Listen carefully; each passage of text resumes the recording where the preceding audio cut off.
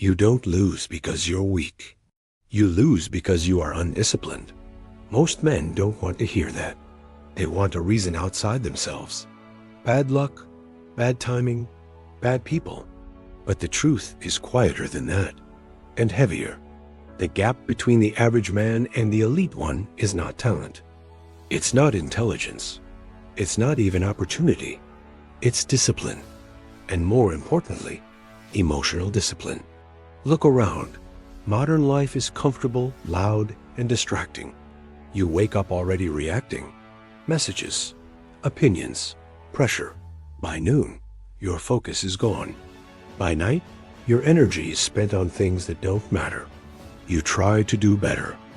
You make plans. You promise yourself change. But when discomfort appears, you escape. You scroll.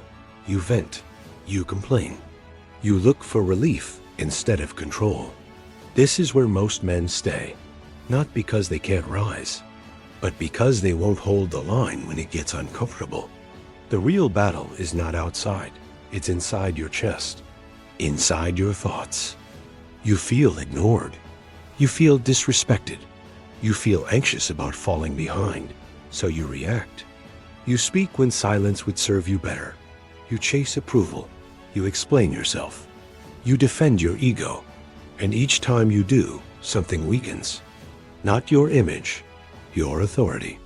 Average men leak energy everywhere, through emotion, through words, through impulsive action. Elite men don't. Here's what most men don't understand. Discipline is not forcing yourself to work harder. It's not punishment. It's not motivation. Discipline is restraint. It is the ability to pause, to feel emotion without obeying it, to want something and still say no. That pause is everything. Because in that pause, you choose who you are. At some point, a man either realizes this or he doesn't. He notices that every time he reacts emotionally, he gives power away.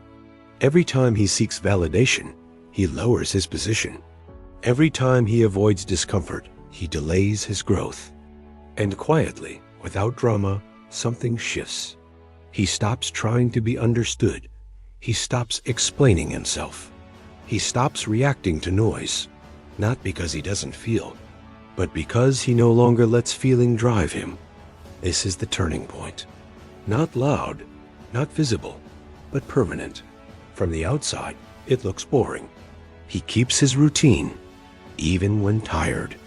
He keeps his word, even when no one is watching. He doesn't announce goals. He doesn't argue online. He doesn't chase attention. Inside, though, he is locked in. Every day, he does the work he said he would do. No excitement, no drama, just control. This is where the gap becomes obvious. Average men need to feel good to act. Elite men act regardless of how they feel. Average men express emotion to release pressure. Elite men absorb pressure and turn it into structure. Average men speak to be seen. Elite men speak only when necessary. Silence becomes a weapon. Calm becomes authority. There's a moment every disciplined man remembers.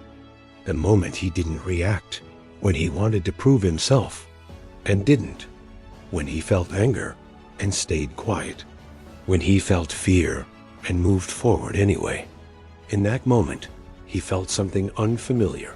Self-respect, not confidence. Not pride, control. And once you taste that, you don't want to go back. Elite men are not emotional statues. They feel deeply, but they do not broadcast it. They do not build identity around it. They do not let emotion make decisions for them. They understand something simple. If you cannot control yourself, you will always be controlled by something else.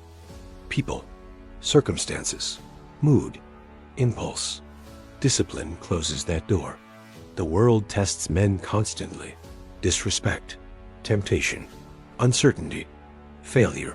The average man reacts to the test. The elite man expects it. He prepares his mind before the pressure arrives. He trains restraint when things are calm. So when chaos shows up, he doesn't rise to the occasion. He stays who he already is.